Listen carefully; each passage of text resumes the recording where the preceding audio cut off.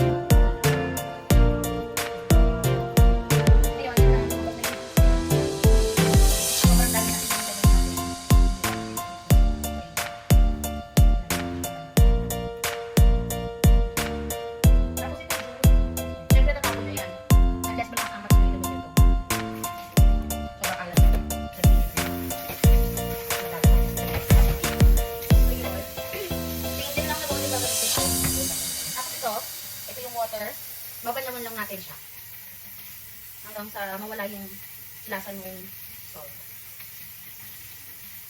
or mabawasan siya ng alat.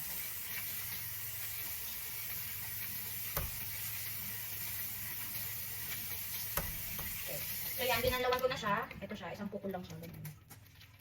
Tapos muyag-muyagin lang natin ng konti hanggang sa tumulo yung excess na water niya. And then dito sa bowl naman, ang kailangan nyo ay una, sibuyas. So, nagayat na ako ng sibuyas. Kung gusto niyo, nasa sa inyo naman kung gusto niyo pino or yung maninipis lang na gayat. Pero gusto ko kasi yung ganito, yung may chunk-chunk ng konti para pag kinain ko kasama ng mustasa, masarap. So, ito lang. Nilagay lang natin siya dyan sa bowl. And then, nalagyan natin siya ng suka. So, bahala na kayo kung gusto niyo white vinegar or gusto niyo yung pino. Kahit anong suka, kung anong prefer niyo. Pero, since ang meron lang ako ay itong silver spoon dati puti. Gusto ko sana maglagay, okay, maglalagay din ako ng white vinegar. Kasi feeling ko kasi mas maasim siya. Gusto ko kasi yung maasim. Ayan, ang kailangan lang natin is vinegar, tapos itong onion, konting salt, and then pepper.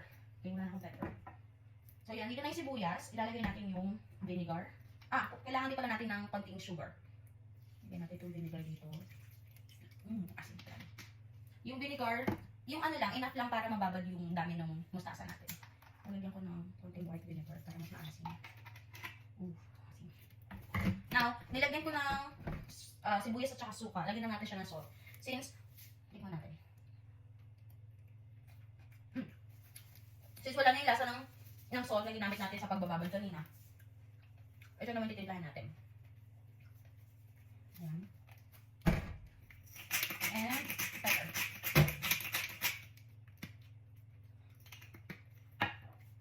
Ayoko sana maglagay ng sugar, pero since may sugar ako, lalagay ako nito. Ayan. Ano lang, isang kutsarita lang or half teaspoon lang. Bala na kami, meron kayong free will gamitin nila. Okay. So yan, okay na yan. So then, haluin lang natin hanggang matunaw yung... Yan, ganyan siya. Haluin lang natin hanggang matunaw yung salt, yung sugar. Tapos, pwede kayong maglagay ng bitchin kung gusto nyo. Pero dahil wala akong bitchin, hindi ako maglalagay. Mas masarap, mas malinam lang yan sa may bitchin. Pero yung iba kasi yung naglalagay, so wala akong pake kasi recipe naman ito ng tatay ko. So yan. Ayan. Ito mga ganito mga recipe, natutunan ko sa tatay ko. Yung mga ganito, yung kaldereta sa kanya ko natutunan. Basta yung mga pang, hindi ko alam, ano laki bang pagkaan dyan? Yung mga ganito. Kasi nagugulang siya ng ganito lang, tapos pritong isda, ganun. Tapos yung mga luto sa gulay, yung mga nilaga lang, ganyan, sasasasabi ko. Sa nanay ko na ngayon natutunan. Share ko lang. So, ito na. Napiga na siya, nahugasan na siya, na-drain na siya. Yung mustasa, hindi ikaw. So, ilalagay lang natin siya dyan. Tapos, haluin natin ng mga 2 days. Ito rin. Okay. Ngayon, since hindi nga ito pa-bowl yung lagay natin yung pinag-mix, hindi ko nga din na bakit ba dito nilagay ito sa medyo pa-bowl. Mas maganda na ilagay nyo siya sa jar. Kasi tapos na yan. Okay. Mas maganda na ilagay nyo siya sa jar. At, ayan. Hayaan nyo muna siya mag-ferment pa. So, wala akong jar. Ang lalagyan ko lang ay itong ganito na meron ako. Nagaling. Sponsored tayo sa mga pinag-orderan ko ng pagkain sa labas. Pinalagay lang natin siya. Pero before that, tikman muna natin. Kung okay na ba. Wala akong pakikakamayin ko. Ooh. Sarap. Ano pa lang? Ang sarap. Mapagano ka talaga kumain pag ito yung ginawa mo. Ayun. Ayun, kung gusto nyo yung mas maasim or mas maalat, nasa sa inyo na yun, or medyo may tanis-tanis. Kasi mas gusto ko yung may asim talaga. Ito, habang tumatagal siya, mas masarap. Kasi parang, ano siya, atsara. Ganun ang dating niya. So, habang tumatagal siya sa loob ng ref, nakababad siya doon sa, ano niya, sa sauce niya. Yung sa suka, mas lalo siya masarap. So, lipat na natin. Kukuha lang ako ng konting mamaya kasi kakainin ako. So, ayun. Ay! Oh my gosh. Lagay natin. Dahil sobrang sipag ko. Tinakpak ko talaga. Ayan. And that is... Nakala ko, I'm wet. Hindi pala. So, ito. Ganyan lang siya. Yan! Ready na ang ating mustasa. And then, isisil lang natin siya. Tatakpan lang natin. Ganyan lang natin siya sa.